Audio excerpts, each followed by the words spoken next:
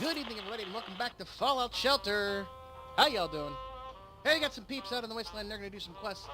Let's go take a look at what's on the board.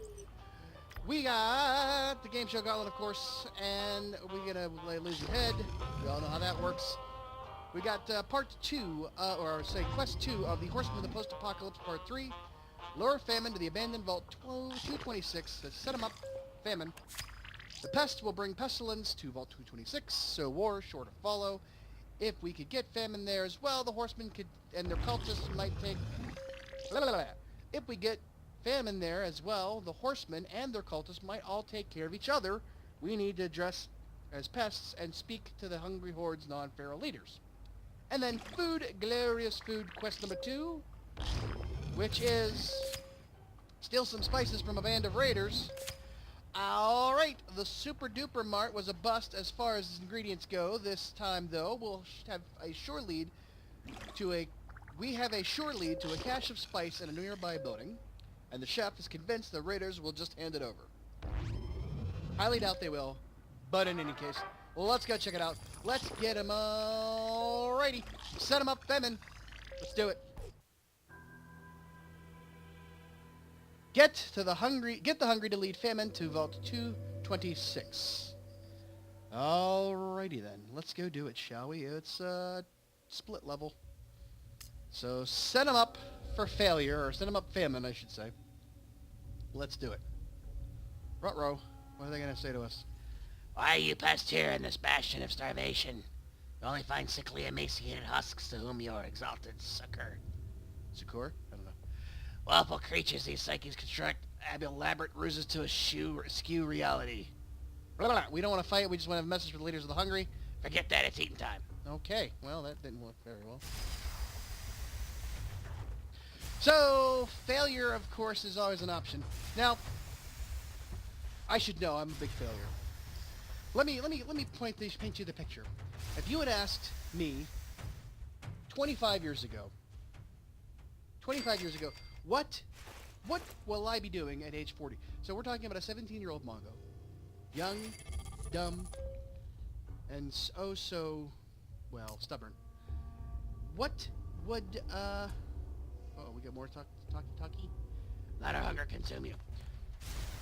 Ask me at age 16, what are you going to do with your life? At 40, I'm 42. What are you going to do at 42? Well, I expect myself to be living in some lap of luxury in the Beverly Hills in Malibu or whatever, in one of those big houses like in, Billy Madison, with the big pool out the back with the compass rose in the bottom of the pool, and I'll be a famous director and movie actor and write get Oscars and all kinds of wonderful things, and I'm gonna be married to some supermodel, and I probably may or may not have kids, but I'll have tuxes on my regular list of things to wear every night, because I'll be going to parties and all kinds of stuff and throwing all kinds of wonderful things. That's what I would consider my life to have been like at age 40 as a 16-year-old. Because I was going to be an actor. I was going to be a famous director, actor, writer. Now, apart from being the obvious that was never going to happen, I wasn't I knew nothing about acting. I was still in high school at the time. How would I have known any of that stuff? But I was so convinced, I was so sure, I was so set in my entire outlook on life that was what I was going to do, because I didn't think of doing anything else. I knew what I wanted to do. I wanted to be an actor. I knew from age 13 I wanted to write and direct and act and do all that stuff. Had no other desire to do anything else. And so, I made it a plan to find a school, college, post, education, to find a school that was geared towards acting, towards, theater, towards the arts, stuff like that. And, my parents, in their infinite wisdom, sat there and said, well, what do you want to do with your life? I said, I want to be an actor. Okay, but what do you want to do, if that doesn't work out? I'm like, what are you talking about? That's going to work out. That's what I'm going to be. I'm going to be an actor. I'm going to do all this stuff. And they're like, well, yeah, I know, but what if you have a backup plan? Because what if that doesn't work? You got to keep going. You can't just, if that doesn't work, you can't just stop. You got to have something. And I was convinced that was not going to be a something else. It was going to be it. You pests are all red meat. So, that was my idea. Flash forward 2 years later, 18.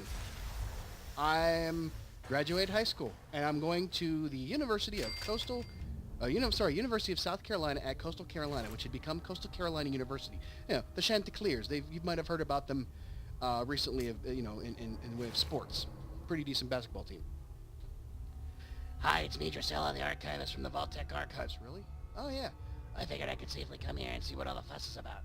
These hungry really have one-track minds. That said, I'm feeling a bit peckish myself. Oh, no. Did you ever end up finding Death's Cave?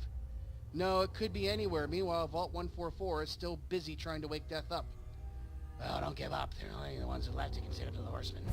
Talk to Drusilla. We talked to Drusilla. I was thinking of Buffy the Vampire Slayer when I heard Drusilla, but, I was wrong.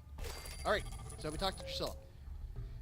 So 2 years later, I'm a freshman at University of South Carolina, Coastal Carolina University. I'm there with somewhat of a small scholarship. I got, a grant for being in academics. I was in the honors program. Why would you eat Why would Famine do? Why eat you, of course? What would Phantom do? Why eat you, of course? God, that's horrible. So, had started out, auditioned, the first show I auditioned for, I got a role. Speaking part, not bad for a freshman. I was doing really good in class. I had a 3.6 average, grade point average on the dean's list. I had, a job. I was working backstage on the scene shop, so I was making money. Everything was going my way. Perfect. I was well on my way. Just keep going the course. And after 4 months, in December, I came home. I transferred to the University of Pittsburgh. I went from a school of 3,000 students, of which I was had a 3.6 grade average. I was going to get money for school. I had a job. I was doing shows. Great outlook. Transferred to the University of Pittsburgh. And also in Myrtle Beach. Myrtle Beach, mind you. Myrtle Beach, the beach. To the University of Pittsburgh, where you had an undergraduate class of 36,000. 36,000. Not 3,000. 36,000. I ended up... Let's put an end to this hunger strike. I ended up on the academic probation with a 2.5. I was in the middle of one of the worst winters ever, where they had to actually shut down the city of Pittsburgh because it was too damn cold. And I slept through one of my finals because I was in an argument with my girlfriend at the time, who I pretty much left that school to come home for. And I was not going to get any roles anytime soon because I was a freshman in a big school. What about a story before dinner? Combine pesto with basil, garlic, Parmesan cheese, olive oil, and pine nuts. Blend to a smooth paste, seasoned to taste. Voila, pesto sauce. Oh, Jesus. Hold it. Pestilence will be fighting war in Vault 26. Can Famine make it to the party? Oh, he'll make it all right, and he'll be eating all the food. Okay, so we don't have to fight him. We get a gun out of that. Yay. So yeah, I transferred home. Why? I gave all that up and came home. Why? My entire plan was to be an actor and to be famous, and I traded it all to come back to Pittsburgh. Why? I'll tell you more in a little bit. Next episode, or the next leg of the journey. All right. Did all that. We got them to come to the fight. We talked to Drusilla, and for our trouble, we got a military circuit board, some rusty fragments. Oh yeah. And they're coming on back. Come on back, boys and girls. And let's go. Well, there's the only girl we have out there. Let's go do the Time is Money. All right. To retrieve the spice, make the spice flow. So, yeah. So I'm not Shia LeBeouf here. Never claimed to be.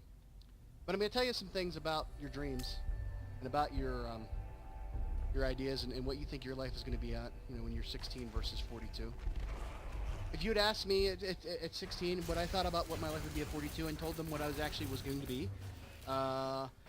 working a job where I'm barely enough, making enough money to go paycheck to paycheck and payday to payday and bill season to bill cycle or whatever, and I'm going to be, a single dad, sort of, divorced, and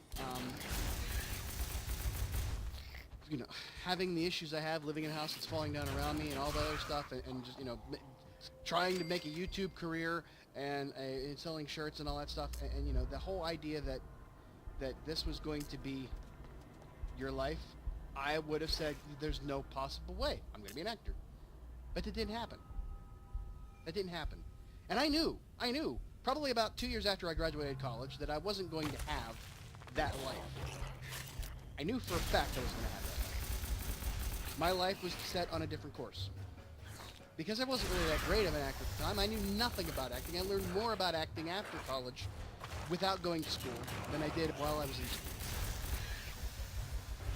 But you know what? There was a moment in my life where I sat down and said, I have to keep acting. I have to keep doing something. I have to, you know, keep doing the things that I love. It's just not going to be what I do for money. And so I got up. I kept going. And I didn't stop. If you are graduated from high school now, and this is the summer, and you're going to be starting college in the fall, and you've got this great, awesome plan for your life and how things are going to work out, don't be upset if they don't work out that way. It's not your fault. I mean, if you screw around and don't absolutely do nothing and don't contribute to it, yeah, okay, fine. But your life is your responsibility. And how it turns out is mostly up to you. There are things that are beyond your control. Sometimes. And things are horrible, and things can be at their darkest, and things will tell you that things will get so bad that you don't want to keep going, because why should you? Why would I bother? I'm not going to get where I want to be. I'm not going to have the life I want. Why should I do this? And I will tell you, get up, keep going, don't stop. Why? Because halt! Basil, Rosemary, keep these guys at bay, Leaves. If they move, pepper them with bullets. Are you done? So many puns, so little time. What's a nice girl like you doing in a place like this? Oh my goodness, I want to do so many puns, so little time. You had it coming. Well, okay. Maybe not. It didn't work the way I thought it would. So, yeah. My parents told me to have a backup plan, and I didn't. Even if I had a 210 IQ, knew math like it was going out of style, was going to be an engineer on the space shuttle, they would have said, what's your backup plan? Because something could back them. The market could fall out for engineers. We could discover the cure for something. We don't need engineers anymore in that field. And then what are you going to do? I've talked extensively about who moved the cheese, about two sets of mice who eat a block of cheese every day, and somebody moves the cheese, and one set of mice sit there and go, oh my God, the cheese is gone! But it'll be back. So we're not going to do anything. We're going to just wait because the cheese will be back. We know it will be back. And the other mice are like, well, we don't know if the cheese is ever coming back, so we're going to go look in this maze for more cheese. I know it's a scary big thing. It's a big scary thing out there, but we're going to go keep looking to find more cheese because it's got to be out there, right? But if we stay here, we will die. We got to get up, keep going, and don't stop. And that's what I'm telling you.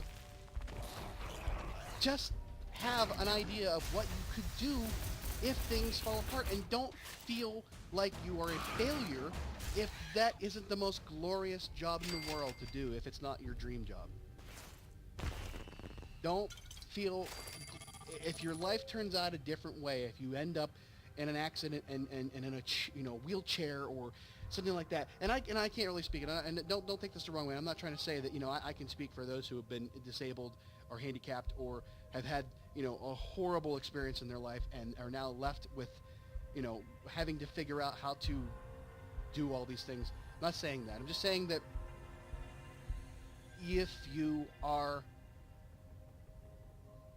what's the word I'm looking for? If you are committed enough to making things work, you will find a way, and the way will present itself to you. It's not fair. It's not fair when things happen the way they do. It's not fair that people we love fight and lose battles that they should never have to have. It's not fair that you do everything right in this world and you pay all the dues and you make all the right decisions and things still don't work out for you, while others that have neither the experience nor the ability nor the right to have certain things in this world get everything. It's not your fault. It's not fair. But what you all can do is get up, keep going, and don't stop. It's not as if you have other options. I mean, you can just shut down and say, screw it, I'm done. But who does that help? I know it sucks. There's days I want to crawl into a hole. I don't want to get out of bed. I don't want to face the world in front of me. Every day since I don't remember, I have had a feeling where I wake up and everything feels fine, and then reality sets in, and the bad things that are out there in your life show themselves in your brain. And you sit there and you wonder, why do I bother? Why is it worth it? And then, of course, I remember that it's Monday, it's 5:25, and I gotta get up, keep going, and don't stop. Holy moly, it's the fuzz! Have you come for our stash, Narc? We won't give it up without a fight. I have no idea what you're saying. You know these are just seasonings, right? Like, to add flavor? Whoa, mind equals blown. Well, we gotta fight the next. So yeah, I gotta get up, I gotta keep going, and I can't stop. I'm like a shark. If I stop, I'll die, And it's today. Like today, I things are going on in this world right now that I really don't want to deal with. I've got a surgery on, 2 days from the airing of this video, and I had to go out and cut grass. It's Sunday, and I don't want to do anything, but I know I have to get that done, because if I don't, it's going to get ahead of me. I'm going to be behind the 8 ball, and I'm going to be down for a few weeks with a sling, and I can't do that. But when I come back to it finally, if I come back to it finally in better shape, it may be harder for me to take care of. And so, despite how I felt, how the world was out to get me today, I went outside and I cut the grass. I cut the entire yard. And it was a struggle. It was a struggle to do. It was hot outside. I was tired. I didn't want to do anything. I just had that thing. I just couldn't handle it. But you know what? I got up, kept going, and I didn't stop. The yard's cut. Was it the most important thing for me to do? No, but it helped at the time. All right, you know what else helps? Healing these puppies up and sending them back to the vault, because we are done with this quest. Oh yeah, it's time to we retrieved the spice and eliminated the raider boss, and we're going to come back to the vault. All right, we got a teddy bear, 10 laser pistols, 3 nuclear quantums, and a recipe for which one we don't care about that anymore. Alrighty, they're coming on back in. Come on back in, boys. And we got to do the game show Gauntlet. Oh yeah! Answer all the questions. We know how this goes. And it won't be that long. It's a pretty short one. I'm not even going to pay attention to it, because there's not going to be anything here that we haven't already known. If there's anything different out of the ordinary, I'll put it in the description.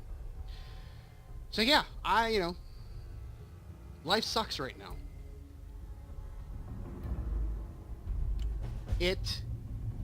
Every couple of months has been some new struggle, whether it be the death of a pet, a family member, me having to go and be down for these weeks because I had to have surgery, everything else.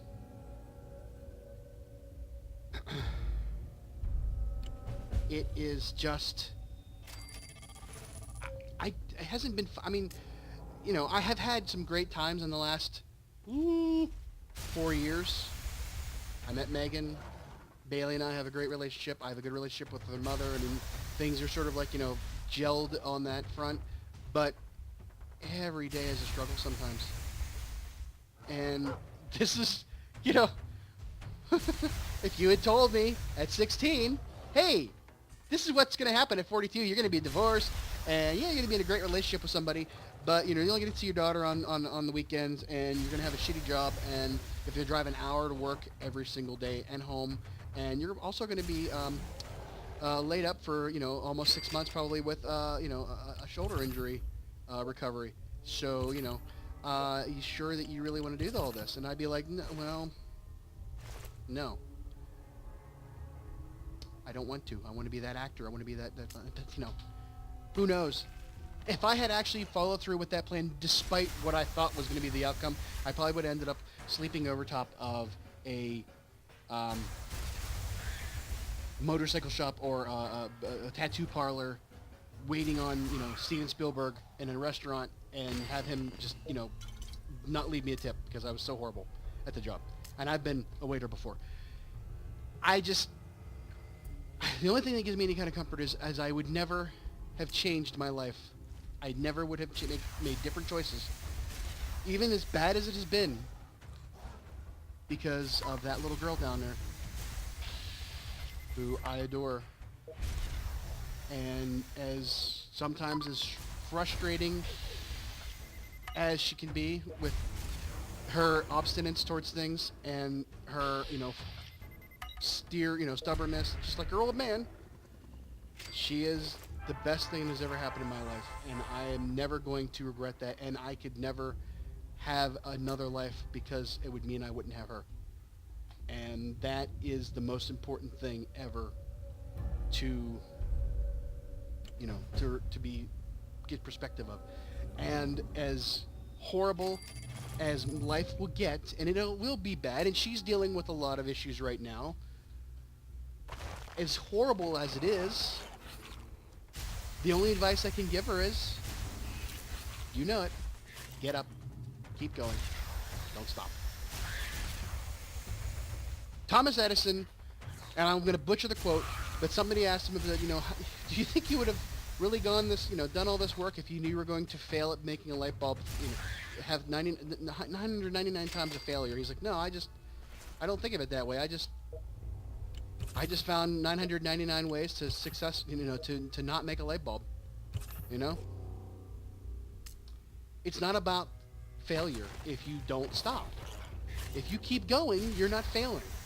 Making mistakes is part of the process of getting better at stuff. If you go into school in the fall as a freshman and you have to drop out of a class because you're in over your head and things are going, I mean, it's a total, you know, change of lifestyle. Everything's different. You're out on your own. There's nobody there to wipe your butt. You got to get things done. You have the responsibility is all on you to be an adult and start acting like it. And nobody is going to coddle you.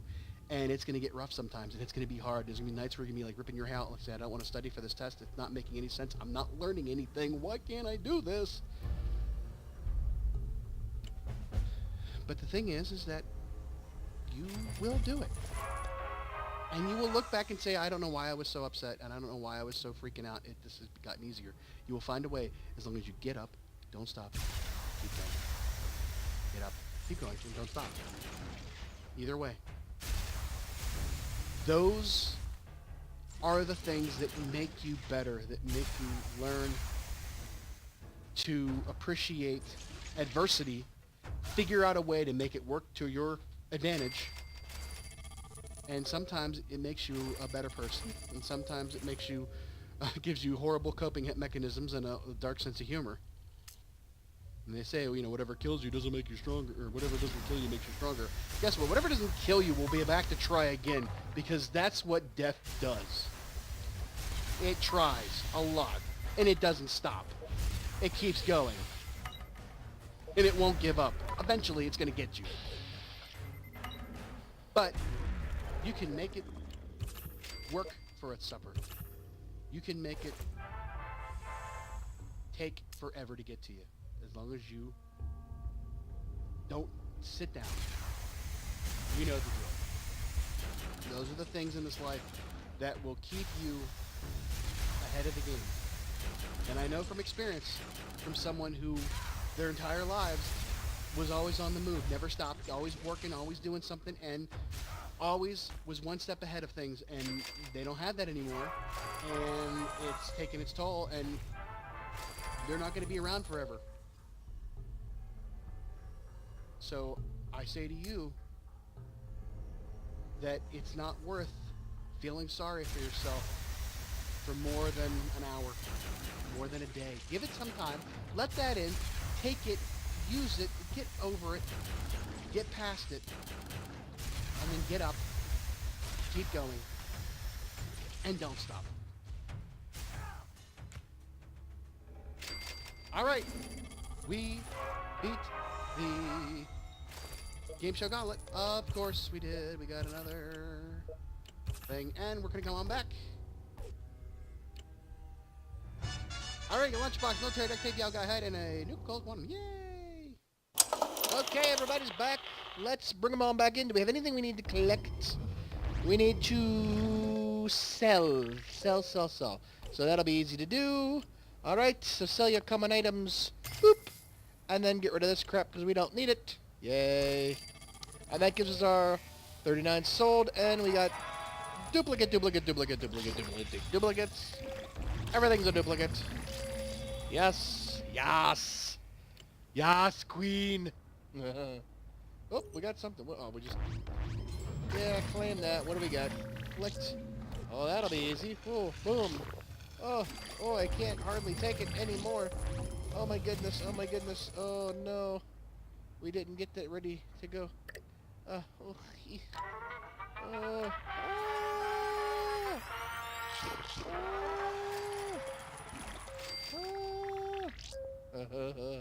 are you doing, you goofball?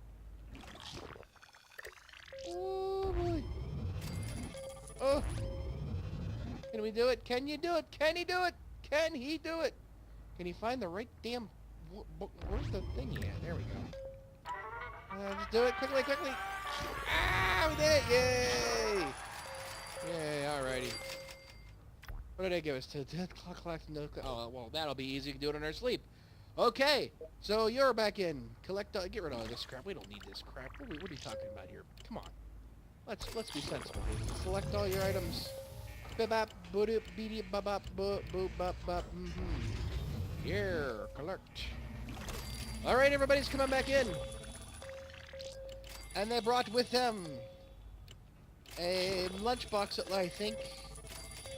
Oh, get out of these scenes. We got everything. Oh my goodness, come on. Yes, they brought with them a lunchbox, which we will open when we get more. All right, everybody, let's get them back out on the road. Before we got to get hurried because, you know, things are going to happen. People are going to show up. We're going to be unscrewed. So, cheese, please.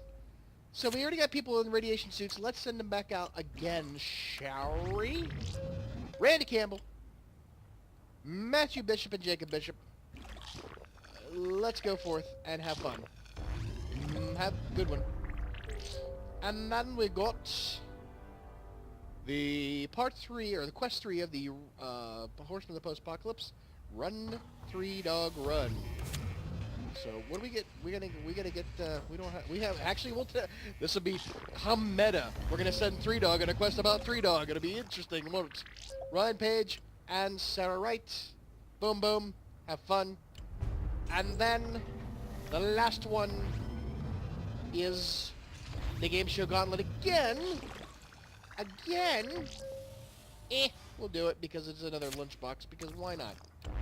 Butch, Kevin, Keith, go have fun. Can you hear that?